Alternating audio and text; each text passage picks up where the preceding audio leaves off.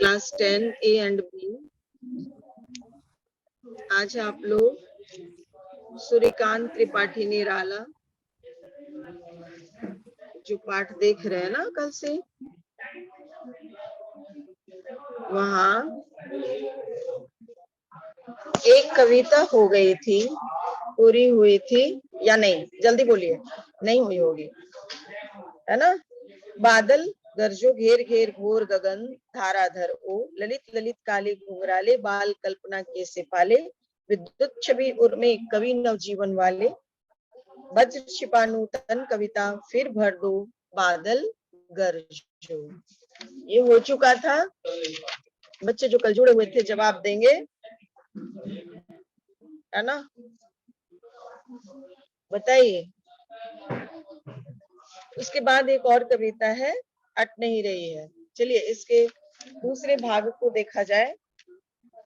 Book है, निकाल लीजिएगा। क्षितिज पाठ 3 ही कहिए, है ना? क्योंकि इसके बाद उत्साह ही पढ़ना था, निराला जी को ही देखना था। आइए देखिए, उत्साह, है ना? अब अट नहीं रही है, इतना हो गया था। विकल विकल उन्मन थे उन्मन। यहाँ देखिए, क्लास 10 स्टूडेंट्स ध्यान दीजिए। विकल विकल उन्मन थे उन्मन, विश्व के निदाघ के सकल जन, आए अज्ञात दिशा से अनंत के घन, तप्त धरा जल से फिर शीतल कर दो बादल गरजो। दूसरी पंक्ति में आइए, कविता के दूसरे भाग में देखिए क्या था। विकल विकल उन्मन थे उन्मन, यहाँ एक शब्द की आवृत्ति हुई है, विकल विकल, और उन्मन उन्मन, है ना? तो निदाग कहते हैं गर्मी को, उन्मन कहते हैं कहीं मन नहीं लगना, अनमना सा होना, मन कहीं और, मन अस्थिर होना, है ना? उन्मन उनके मन, एक का अर्थ है उनके मन अर्थात लोगों का मन, और दूसरे उन्मन का अर्थ है कहीं मन न लगना, कहीं एक जगह न टिकना, मन का अनमनापन। दो शब्दों में एक ही शब्द 2 बार आना और हर बार अलग अलग अर्थ होना, कौन सा अलंकार है बताइए? कौन सा अलंकार है? एक शब्द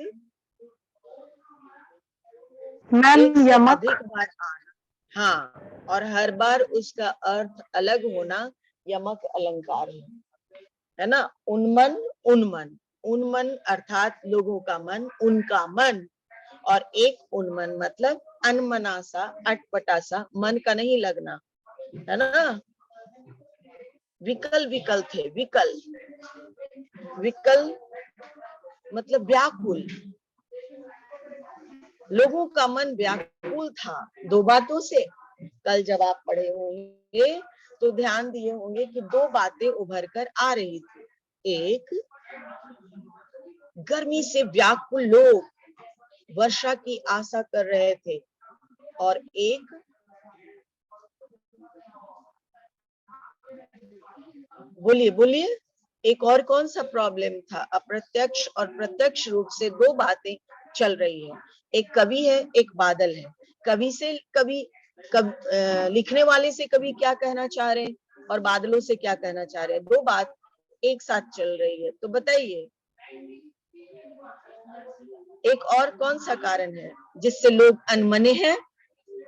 एक तो भीषण गर्मी है जिससे लोगों का मन कहीं नहीं लग रहा है। बादल से आह्वान कर रहा है कवि कि तुम पूरे आकाश को घेर कर ऐसी वर्षा करो गर्जना के साथ कि सारी जीर्ण शीर्ण परंपराएं, सारी जो पुरानी बातें धुल जाए। दूसरी ओर जो लोग गर्मी से व्याकुल हैं, वर्षा होने के बाद उनका मन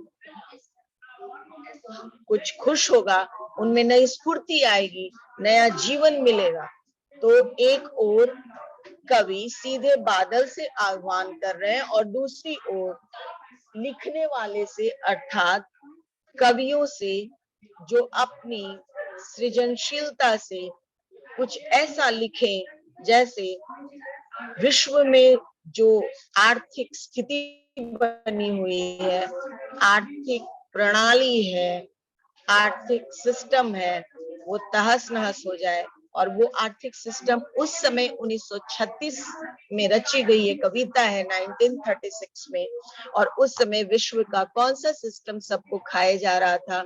आर्थिक सिस्टम, आर्थिक प्रणाली, आर्थिक तंत्र ऐसा था कि गरीब गरीब ही होता जा रहा था और अमीर अमीर ही बनता जा रहा था। सारी पूंजी कुछ लोगों के पास ही एकत्र हो रहा था। दैट मीन्स पूरी तरह कैपिटलिज्म अर्थात पूंजीवाद था, जिसका विरोध हुआ पूरे विश्व में। पूंजीवाद का विरोध हुआ, साम्यवाद आया, फिर लोगों में पैसे के सिस्टम को फिर से नवीकरण किया गया।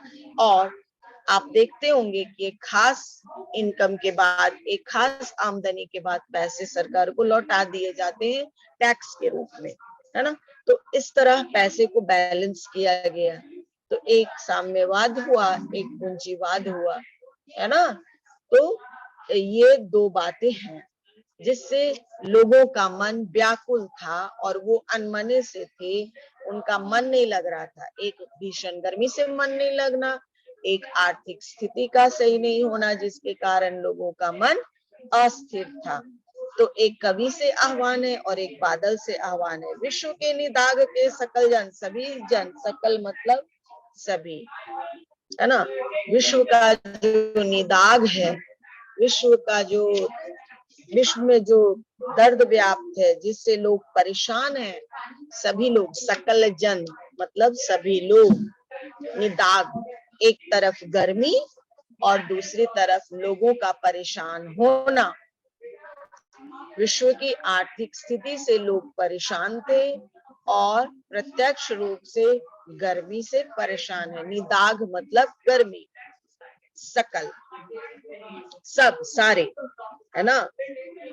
विश्व के निदाग के सकल जन, विश्व की गर्मी से, विश्व के गलत सिस्टम से सकल जन, सभी जन जो व्याकुल है, परेशान है, अनमने से हैं। आए अज्ञात दिशा से अनंत के घन, हे घन अज्ञात दिशा से आकर, अज्ञात दिशा से भ्रमण करते हुए, अनंत के घन, अनंत, घन कहते हैं बादल को, है ना, घन कहते हैं बादल को। हे अनंत के घन, अनंत दिशा से आने वाले बादल, तप्त धरा जल से फिर शीतल कर दो। ये जो धरा तप्त है, गर्मी से तबाह है, गर्मी से जल रहा है, उस धरती पर फिर से अज्ञात दिशा से आने वाले घन, हे अज्ञात दिशा से आने वाले बादल, अपनी शीतल जल से यह तपती हुई धरा को फिर से शीतल कर दो, ठंडक प्रदान करो, ये कवि कहना चाहते हैं। और कवियों से आग्रह करते हैं सूर्यकांत त्रिपाठी निराला जी कि अब कुछ ऐसा लिखो कि पूरे विश्व में उथल पुथल मच जाए और फिर से एक नवजीवन, नए जीवन की स्फूर्ति हो और उस स्फूर्ति से लोगों का मन शीतलता से भर दे, शांति से भर दे, ठंडक से भर दे और सबको जीने का हक मिले। बोलो कौन नहीं समझा? चलिए, अगर समझ लिए तो दूसरी कविता आनी है, अट नहीं रही है। इसमें देखिए आभा है फागुन की, है ना, फागुन की आभा है। फागुन किसको कहते हैं बच्चों? महीना है मैम हिंदी में। हाँ, महीना है जिसमें होली का त्योहार मनाया जाता है ना। देखिए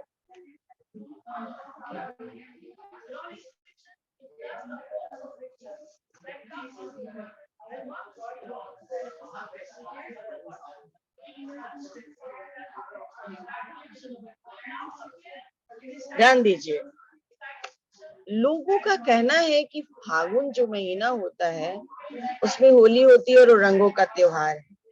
हिंदू सनातन धर्म को मानने वाले लोग इस धर्म को ही नहीं मनाते बल्कि अन्य धर्मों को मानने वाले लोग भी अब इसे अपना रहे, क्योंकि यह उमंगों का त्योहार है और खुशी का त्योहार है, भाईचारे का त्योहार है, भाईचारे बांटने का त्योहार है। हम रंग अबीर तो खेलते ही हैं, एक दूसरे से गले मिलकर अपनी शिकवे शिकायत भी दूर करते हैं।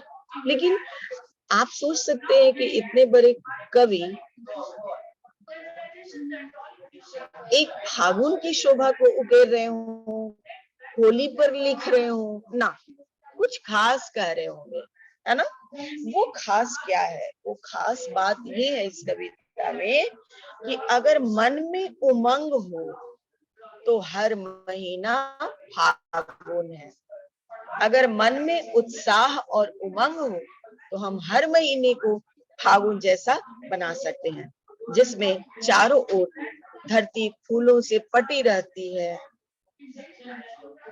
कोयल कूकती है, हरियाली होती है, ना अधिक ठंडक होती है ना अधिक गर्मी होती है, क्लाइमेट मॉडरेट होता है और उस क्लाइमेट में लोग जीना चाहते हैं, भरपूर खुशी महसूस होती है, ना गर्मी से तबाह है ना ठंडक से परेशान है। ऐसा उस समय फागुन, जो इंग्लिश में आप पैरेलली लीजिएगा तो ये स्प्रिंग सीजन को कहा जाता है। फरवरी और मार्च के महीने के बीच में ये होता है, या मार्च आगे पीछे हिंदी के महीनों से थोड़ा बहुत आगे पीछे होता रहता है। माघ खत्म होता है, सरस्वती पूजा, और उसके बाद फागुन की शुरुआत होती है। ठंडक अपने उतार पर होता है, गर्मी की शुरुआत होती ही नहीं है, तो ना अधिक गर्मी और ना अधिक ठंड। ऐसे मौसम में लोग खुश होते हैं और उनके मन में उमंग होता है और एक खास संप्रदाय के लोग खुशी प्रकट करने के लिए और रबी फसल का स्वागत करने के लिए भी, और एक पौराणिक कथा भी जुड़ी हुई है इससे, बुराई पर अच्छाई की जीत की, जो आप देखते होंगे हिरण्यकश्यप और प्रहलाद की कहानी। होलिका दहन फागुन के अंतिम दिन होता है और चैत चढ़ते पहला दिन फाग मनाया जाता है। एक और कहानी, हिंदू इसे अपने नववर्ष के रूप में लेते हैं। चैत का पहला दिन नव वर्ष के रूप में हिंदी सनातन धर्म वाले मनाते हैं। तो बहुत सारी कहानियां इससे जुड़ी हुई है, लेकिन कवि जो कहना चाहते हैं वो ये है कि अगर व्यक्ति के मन में उमंग और उत्साह बरकरार है तो उसके लिए सिर्फ फागुन ही उमंग का त्योहार और रंगों का त्योहार नहीं है, बल्कि हर महीना उत्साह, रंग और त्योहार होता है उसके लिए, है ना। तो यहाँ पे देखिए थोड़ी सी फागुन की छटा देख ली जाए। अट नहीं रही है आभा फागुन की तन सट नहीं रही है, कहीं सांस लेते हो घर घर भर देते हो, हाँ उड़ने को नभ में तुम पर कर देते हो, आंख हटाता हूं तो हट नहीं रही है, फागुन की आभा तन सट नहीं रही है। अब इसमें कविता, प्रस्तुत कविता में सूर्यकांत त्रिपाठी निराला जी क्या कहना चाह रहे हैं कि फागुन महीने की सुंदरता का बखान तो है ही, इसके साथ साथ हिंदी फागुन महीने में हिंदी का जो महीना होता है वो हिंदुओं का पहला महीना होता है, नव वर्ष मनाया जाता है और बसंत ऋतु का आगमन हिंदी के फागुन महीने में ही होता है। ऐसे में फागुन की आभा इतनी अधिक है, उसकी चमक, आभा मतलब चमक, मन में, उमंग में, वातावरण में, दिल में इस ऐसी आभा है उसकी सुंदरता कहीं समा नहीं रही है। इतनी सुंदर फागुन की आभा को, फागुन की चमक को, आसपास के वातावरण की चमक को कवि प्रस्तुत किए हैं इन शब्दों के माध्यम से। कवि क्या कह रहे हैं कि हे फागुन, जब तुम सांस लेते हो तो अपनी सांस के साथ सारे वातावरण को सुगंधित कर देते हो। आपको मैंने भी बताया ना कि धरती हरियाली से और फूल फल से पटी रहती है फागुन में। आप देखते होंगे कि रबी फसल भी पकता है और जो होलिका दहन होता है उसमें चने और गेहूं की बालियों को भूंजा जाता है। हाँ, तो रबी फसल के आगमन की खुशी भी होती है। और अब आमों की खुशबू से, आम्र मंजरी से, फूलों से जो सुगंधित जो सुगंधी होता है वो सांसों में आता है ना। अर्थात इसकी खुशबू हर घर में महकने लगती है, हर दिल में महकने लगती है। कभी ऐसा लगता है कि आसपास में उड़ने के लिए फागुन अपना पंख फड़फड़ा रहा हो, है ना, उमंग से उत्साह से उड़ रहा हो। कहने का अर्थ क्या हुआ बच्चों? कहने का अर्थ है कि फागुन की बयार, फागुन की हवा अपने संग फागुन की सुंदरता को सबके सामने लाकर रख देता है, खड़ा करके रख देता है। वातावरण इतनी सुगंधित होती है कि हर घर में उसकी खुशबू होती है, हर दिल में उसकी खुशबू होती है, हर हृदय उस खुशी को मनाता है। कभी फागुन के सौंदर्य को अपनी आंखों से हटा नहीं पाता है, हटाना चाहता नहीं है, लेकिन उनकी आंखें, अगर वो हटाना भी चाहता है तो उनकी आंखें हट नहीं रही है। फागुन की आभा तन सट नहीं रही है, तन में वो सट नहीं रही है। वो ऐसा उसका सौंदर्य है, ऐसी उसकी खुशबू है, ऐसी उसकी चमक है, ऐसी उसकी आभा है। नेक्स्ट देखिए, पत्तों से लदी डाल। हाँ, डाल, पेड़ों की डाल पत्तों से लदी हुई है, चारों ओर हरियाली है, कहीं हरी कहीं लाल। लाल पत्ते भी देखे होंगे, पीले भी देखे होंगे और हरे भी देखे होंगे, और पीले हरे मिले हुए भी देखे होंगे आप लोगों ने।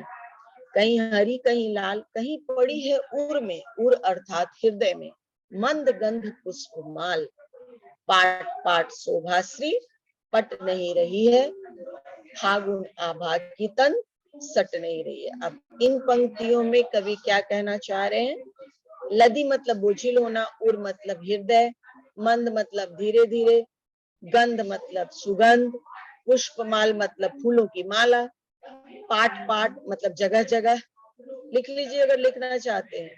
शोभाश्री मतलब सौंदर्य से भरपूर, पट नहीं रही है अर्थात समा नहीं रही है। अब देखिए कवि कहना चाह रहे हैं कि फागुन की आभा, कवि की आंखों में फागुन महीने की सुंदरता को देख आघाती नहीं है। उनकी आंखें फागुन की शोभा को देखकर आघाती नहीं है। मतलब कभी वो ऐसा नहीं लग रहा है कि अब देखा हो गया, अब हम नजरें हटा लें। हटाना चाहते भी हैं तो उसके सौंदर्य उनको आकर्षित करता है, वो अपनी नजर इससे हटा नहीं पाते हैं। कभी क्यों देखते हैं कि पेड़ों पेड़ों पर पत्ते लद गए हैं, नए नए पत्ते निकल आए हैं, आम की डालों पर मंजरियां लग गई हैं, उसके साथ साथ नए कोपलें भी खुल रही हैं, उनकी डालियां पत्तों से लद गई है जो कई रंगों के हैं, हरे हैं, पीले हैं, हरे पीले मिले हुए हैं, लाल भी है।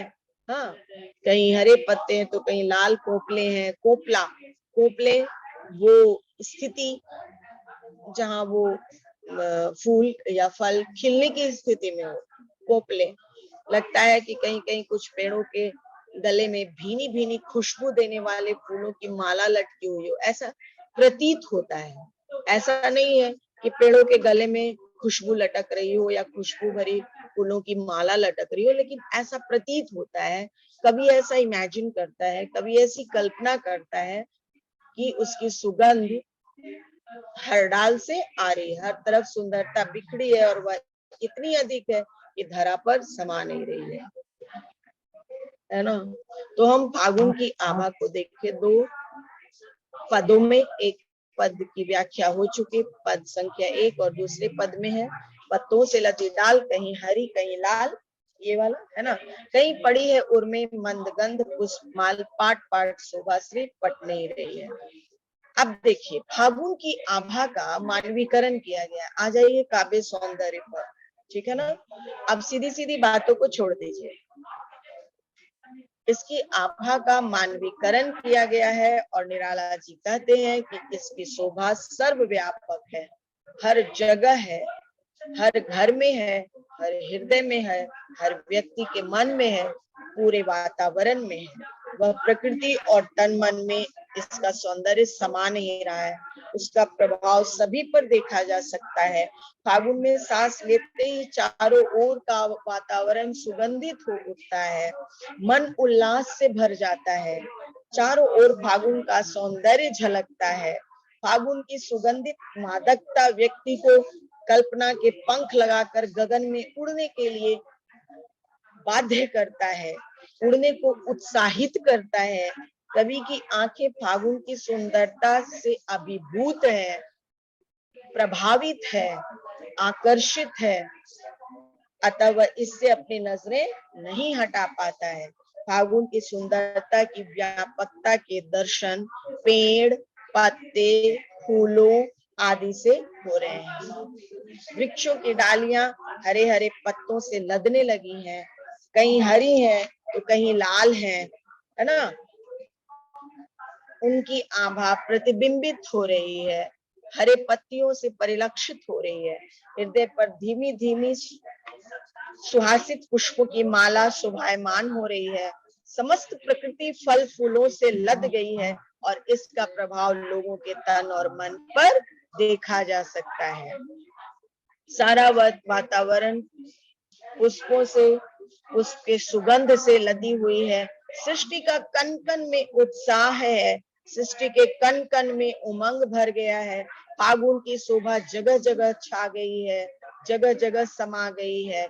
इस कविता में निराला जी फागुन के सौंदर्य का वर्णन कुछ इस प्रकार कर रहे हैं कि वो उसके सौंदर्य में लगभग डूब से गए हैं।